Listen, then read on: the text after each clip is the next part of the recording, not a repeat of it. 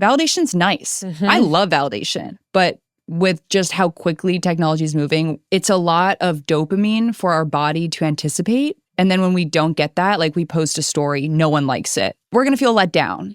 We have so many forms of connecting and receiving that validation. Because of that, there's so many ways to feel abandoned and left behind and forgotten.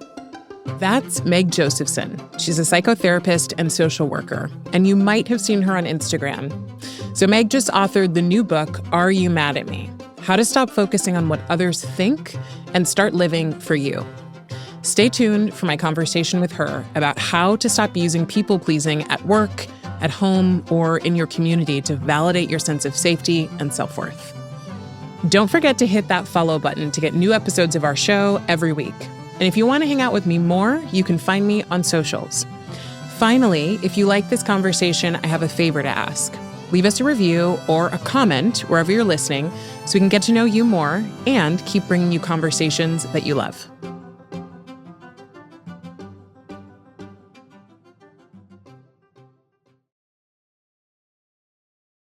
Hey everyone, from LinkedIn News, this is Everyday Better, a show about the tools you need to create positive change in your mindset, your work, and every other area of your life.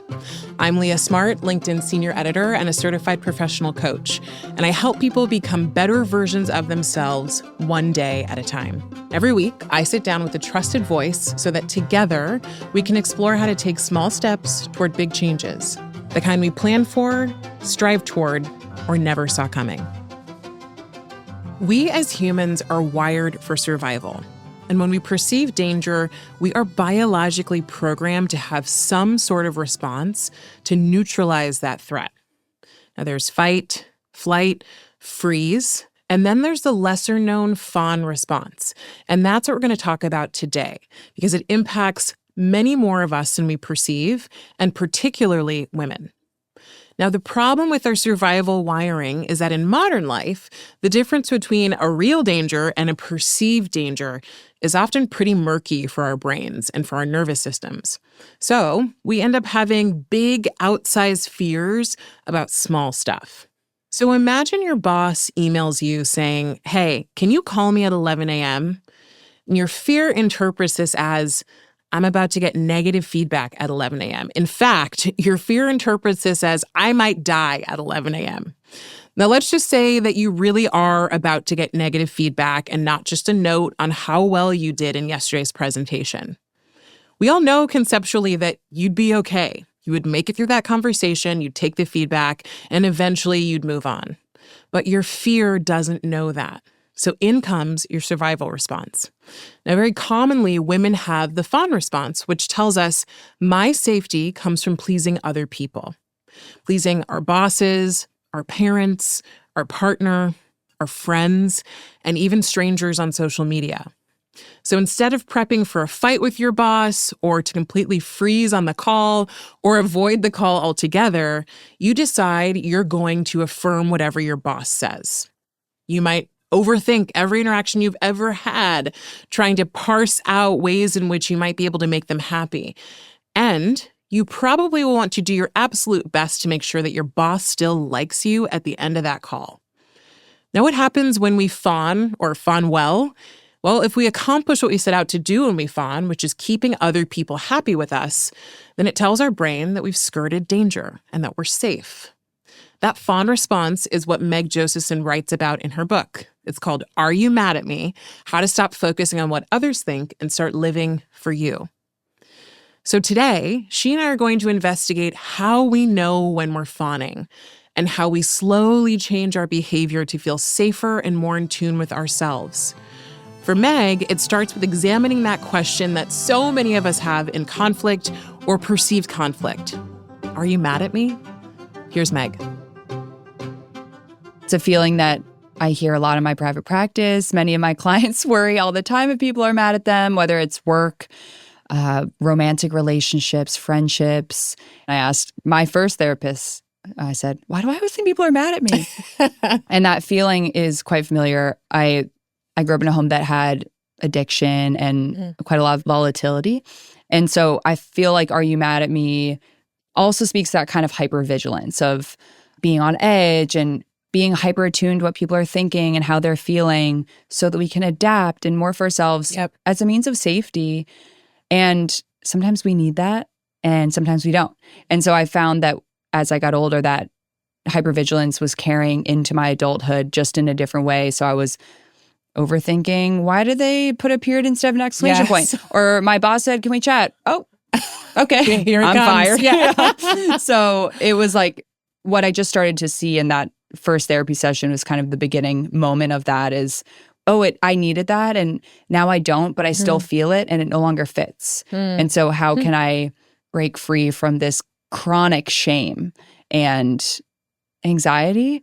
And that's really the starting point of this. Well, and so first of all, you call this out and we'll talk about it more later. There are so many ways now, so many channels that we have to think that someone's mad at us. And also for probably people like us who are hypervigilant to overextend ourselves so that nobody thinks we're mad at them. Like, I mean, I so also do the opposite. Yeah. Yes. And like exclamation points everywhere. And everyone's like, is she always that happy? Yes. I'm like, no, I'm not. But I just want to make sure you don't think this about what I'm saying. Let me control the narrative. Correct. Let me have, I want it to be perceived in the way, because that feels safe. And so that control comes from a place of safety seeking of if I know that you know that I'm good, then we're good. We're good. And so that's really what. And I'm not okay with us not being good is part of it. Well, that's exact. You're speaking to the heart of what this is all about is the fawn response, which I can define, but it really says, I can't feel safe until I know you like me.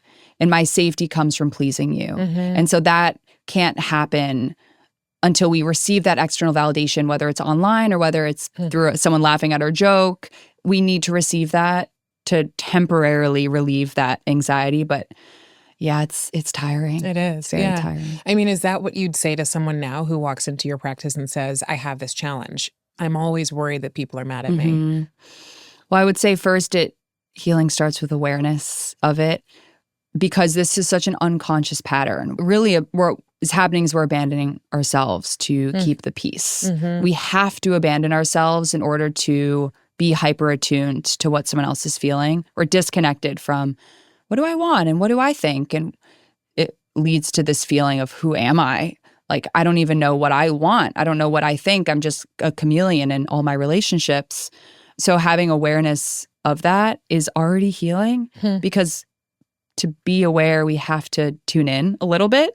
So it's already coming back. So that's always the first step that I take with people. You also have me thinking about the fact that there are only so many people who choose to go to therapy, right? To like actually talk to someone about this. And then there are other people who think this is just a normal part of existing. I don't know if I even have a question for you, but I'm just like, No, I want to talk about that. Well, I think it's true. And I think it goes so unnoticed because it's validated. With fight, flight, freeze, which are the other threat responses, those, if you did any of those at work, you're probably fired. Like if you're fighting with your boss, you're just leaving as soon as some conflict happens, or you're freezing, you're not doing any of your work. There's some like slap on the wrist for that. But for fawning, it's like, oh, you're such a good girl as a child. Like, you're such a good girl. You're so easy. You're the glue of this family. When we're older, it's, oh, you're so helpful. You're so easy to work with. And if we're pushing against that, team player. And so this is where nuance is important, because again, sometimes we need that. Like, we need to pay our bills and so we need to exist in systems and within society. And so it's not to say we don't ever need it, but when we're carrying it into situations where we don't need it, when we're safe, that's when it is just a lot on the body. I mean, as you're talking about this, and you were talking about where this came from for you, you grew up in a household where you were trying to probably keep the peace and stay safe. I did not grow up in a household like that. However, I grew up in an area, I grew up in California, but I grew up in an area and around people who didn't look like me. And so as one of the only Black kids most of the time, my job in my mind, the job I made up that I had was to keep the peace and to please people. And to make sure that I looked, sounded, and felt like I wasn't a threat. So it very much resonates, and I'm calling it out because I think there are different ways in which we get formed to 100%. Get to this point. There's so many ways that it can show up in the micro, in our relationships, but also in the greater systematic dynamics that we have going on. But it's all the same, which is to gain safety. And it's helpful. It is absolutely, yeah. And in the book, I have 6 different archetypes of how it shows up, the chameleon being one of them. And that reminded me of what you were just saying of like, how can I just blend in so that I don't stand out? Right. Yeah. So talk to me about Fawn, because we haven't actually defined it. And I want to hear, as people are listening to us, they're probably getting that this sounds like people pleasing. Yeah. Is fawning the same as people pleasing? And talk to me about some of those signals that show you. That's a good question. I would say people pleasing is the behavior. And the fawn response is the underlying need for safety. Like that's what's kind of driving the behavior itself. So tell me if I'm listening today and I'm going, am I a people pleaser? I think I am. What are the signs that tell me I am? A few come to mind. Constantly overthinking social interactions. And I say this not diagnostically. It's just like, I would just, these are describing patterns. Overthinking social interactions, overextending yourself, feeling like you need to say yes to everything, and then probably feeling resentful after the fact, because that's usually a sign that you're silencing your own needs, which is classic fawn response. Avoiding conflict, avoiding hard conversations because you just don't want them thinking you disagree with them.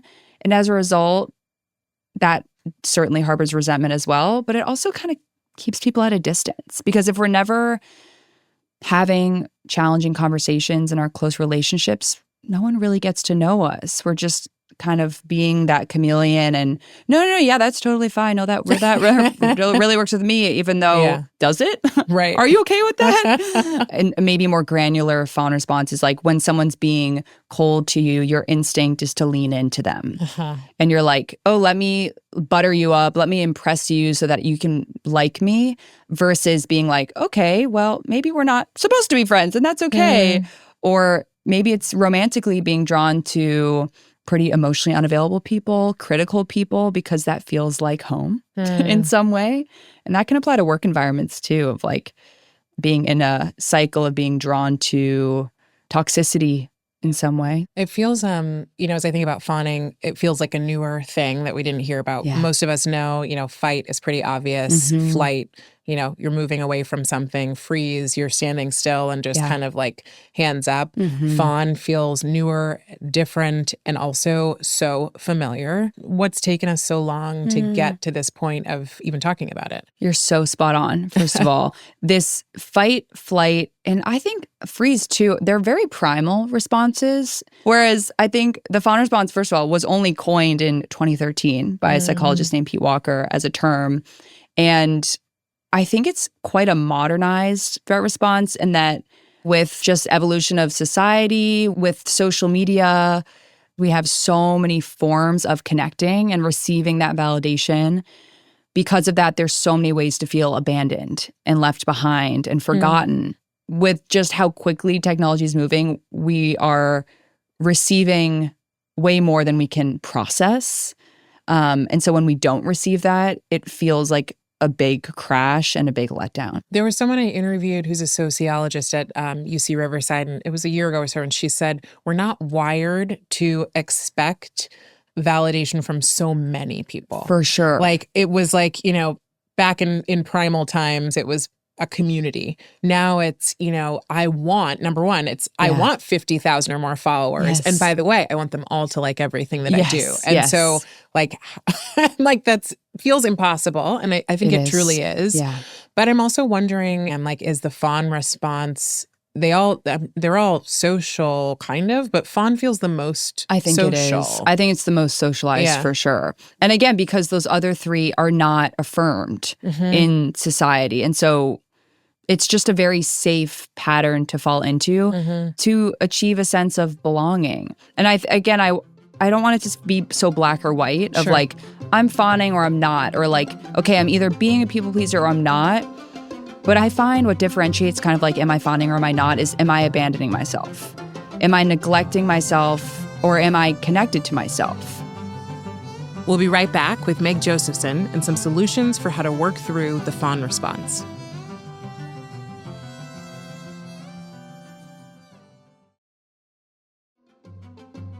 And we're back with psychotherapist and author of Are You Mad at Me, Meg Josephson.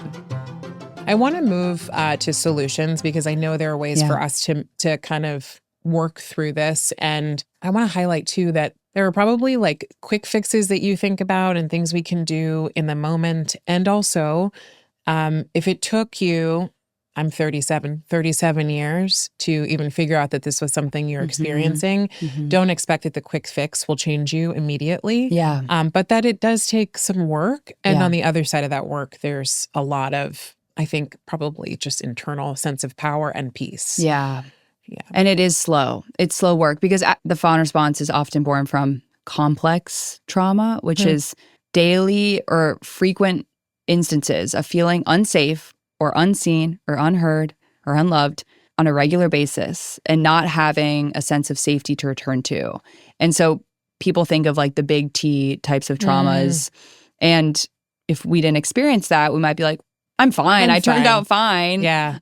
But traumas, it's about what happened as a result of the events. It's about the wound from it. It's not about the event itself. And so because this response and these wounds are born out of like years of feeling criticized by a caregiver or feeling ostracized by society, so many moments and instances led to that.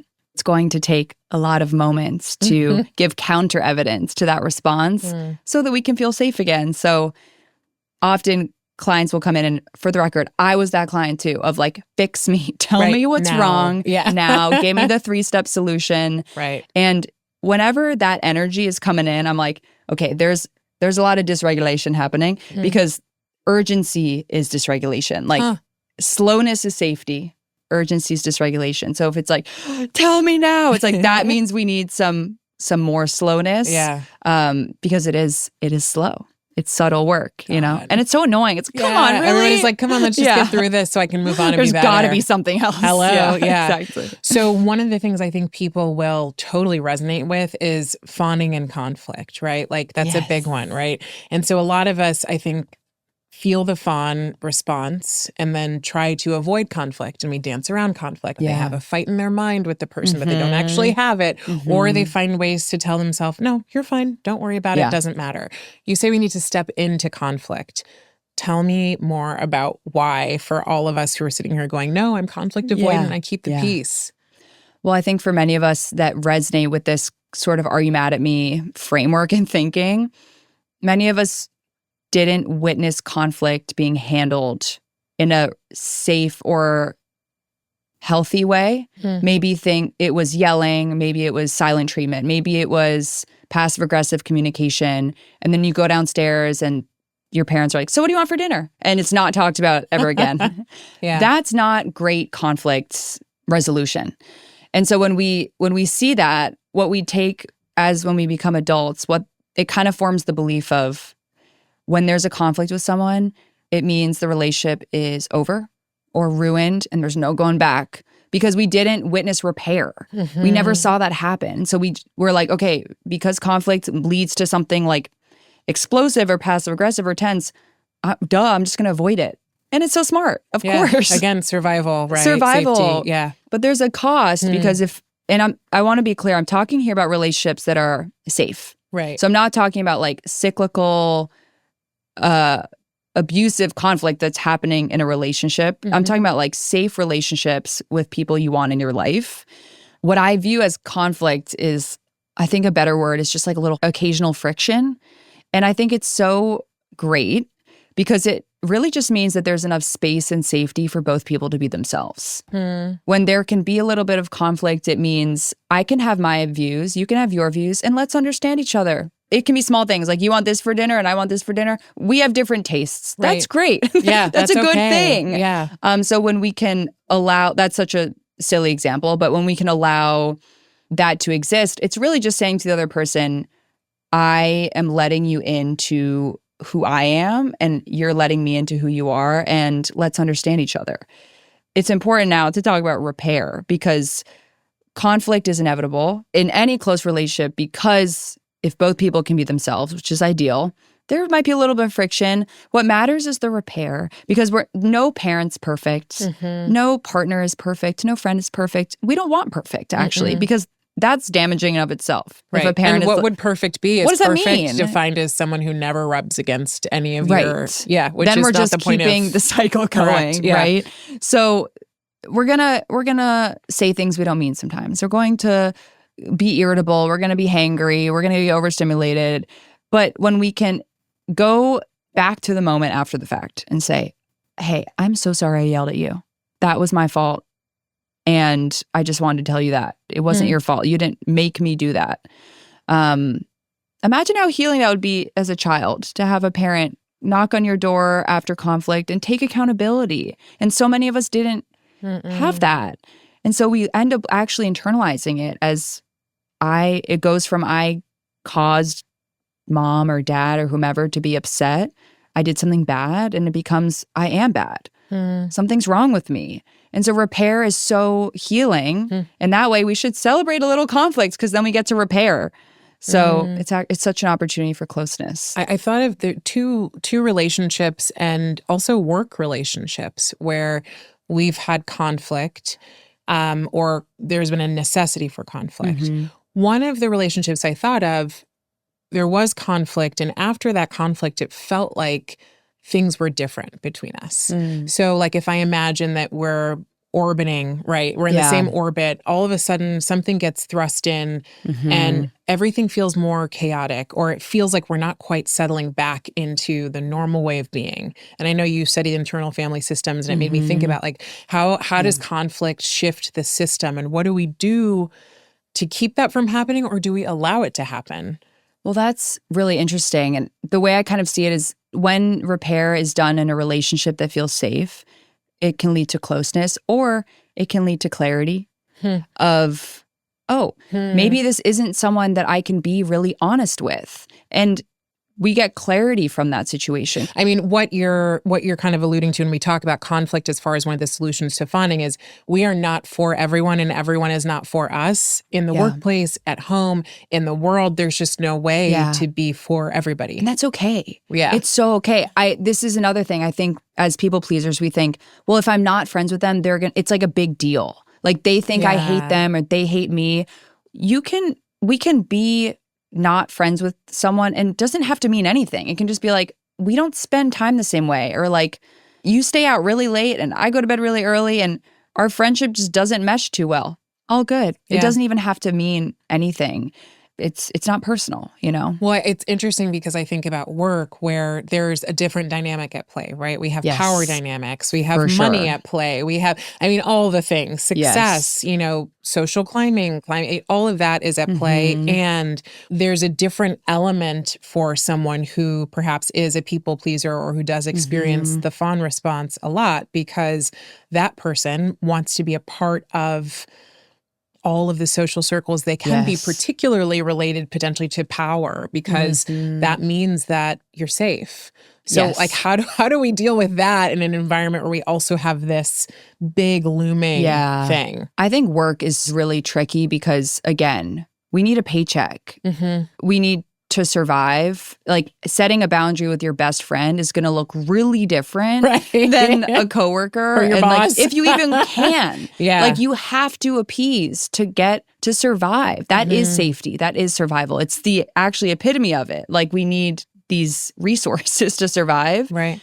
And so I think it's similar. I think I view it similarly though as, okay, if I can't say something in the way I'd want to. If your boss is like really passive aggressive and you want to say something you really couldn't say, at first step, at the very least, can you acknowledge it in yourself? I feel anger. I feel frustrated. And it might feel stupid. It's like, why would I do that? I'll just shove it down. But what that's doing is it's allowing that inner experience to be okay. Because many of us were taught, I think especially as women, don't be angry. You're not allowed to be angry. Anger is an emotion, and it's sharing objective information that's quite neutral. It's saying something's not right, something's unjust, and I don't like it. Right. And so that's what anger is communicating to us. When we feel anger and we're not allowed to bring it up in a, let's say, work dynamic, okay, but can it be okay in here? So I think it's like if we can't address it in the outer, we can address it in the inner. Well, and when it comes to addressing in the outer, one of the challenges I think many of us struggle with is, if I address something in the outer, then I'm being selfish. You have a quote that I love that's about guilt. It's basically like guilt is doing something new. It helped me understand why when I bring something up, especially as someone who's been conflict avoidant, why I feel so guilty. And also not just why I feel guilty, but what I'm doing to myself by framing guilt as I've done something wrong. Yes. Well, it's really important to think, what is guilt? Guilt says I did something bad. I did something that was out of alignment with who I am and my values. Okay, great. So you just said no to going to a concert on Friday night because you're tired after working a really long week. Did you do something bad? Was that bad? Was that out of alignment with your values? I don't think so in this situation. But so what ends up happening is because we're so hyper-attuned to other people's emotions, we anticipate their disappointment and we kind of like metabolize it as guilt. But to actually look at what guilt is, I don't know if that's guilt. I think it's actually just discomfort because we're doing something new. And so this, just a question to return to is like, am I doing something bad or am I doing something new? Is this actually dangerous or is it just unfamiliar?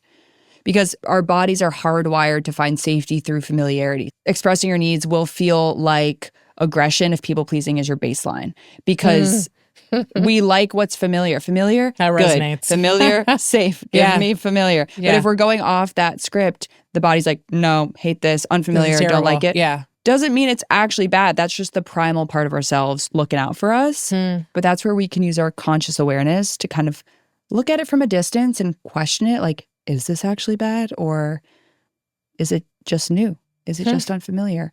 And the cool thing is it won't always be unfamiliar. Right. You'll get used to saying no. Right. You'll get used to expressing yourself. You think about as like a kid, how many times did you probably use the word no?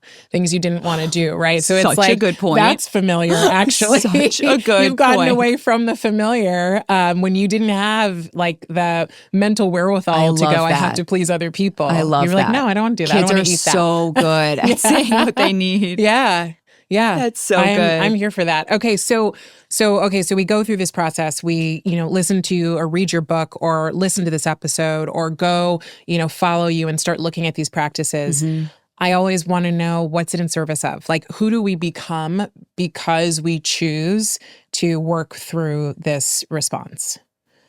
We become, I think it's an everything answer, and that it's for, yes, we're returning to ourselves. We feel closer to ourselves. We are honoring our needs and we're identifying our emotions. But I also think